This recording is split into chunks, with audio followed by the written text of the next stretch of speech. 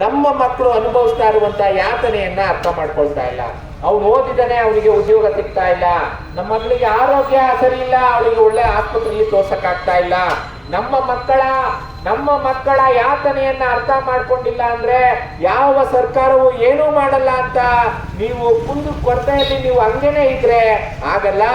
ಎಲ್ಲಾ ಸರ್ಕಾರಗಳಿರೋದು, ಎಲ್ಲಾ ಜನಪ್ರತಿನಿಧಿಗಳದು ಪ್ರತಿಯೊಬ್ಬರು ಕುಟುಂಬವನ್ನ ಮೇಲೆತ್ತೋದಿತ್ತು. ಹಾಗಾಗಿ ಅರ್ಥ ಮಾಡ್ಕೊಳ್ಳಿ, ನಮ್ಮ ಕುಟುಂಬವನ್ನ ನಾವು ಮೇಲೆತ್ಕೋಬೇಕಂದ್ರೆ ಒಳ್ಳೆಯ ರಾಜಕಾರಣಿಯನ್ನ ಆಯ್ಕೆ ಮಾಡ್ಕೋಬೇಕು.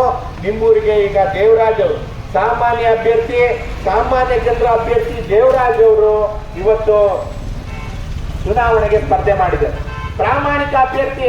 ನಾವು ಬೇಕಾದ್ರೆ ಬೋರ್ಡ್ ಹಾಕ್ತೀವಿ, ನಮ್ಮ ಪಕ್ಷದ ಅಭ್ಯರ್ಥಿ ಪ್ರಾಮಾಣಿಕವಾಗಿದ್ದಾರೆ.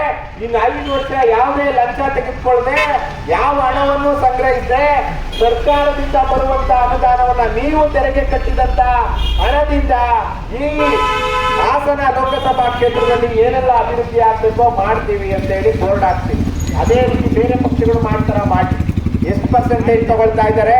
10%, 20%, 30% ಕಮಿಷನ್. ನೋಡಿ, ಇಲ್ಲಿರೋ ರಸ್ತೆಗೆ ಇಲ್ಲಿಗೆ 20-30 ಕಮಿಷನ್ ತಗೊಂಡಿರ್ತಾರೆ ಇಲ್ಲಿನ ಪುಣ್ಯಾತ್ಮರು. ನೀವು ಗೊತ್ತಿರಲ್ಲ ಅಷ್ಟೇ ನಿಮ್ಗೆ. ಅವರು ಅದನ್ನ ಮಾಡ್ಕೊಂಡು ಹೋಗ್ತಾ ಇರ್ತಾರೆ. ಸಿಕ್ಕಾಪುಟ್ಟದಕ್ಕೆ ಹೋದ್ರು, ಏನಾದ್ರು ಸರ್ಟಿಫಿಕೇಟ್ ತಗೊಳೋದಕ್ಕೆ ಹೋದ್ರೆ ಡೆತ್ ಸರ್ಟಿಫಿಕೇಟ್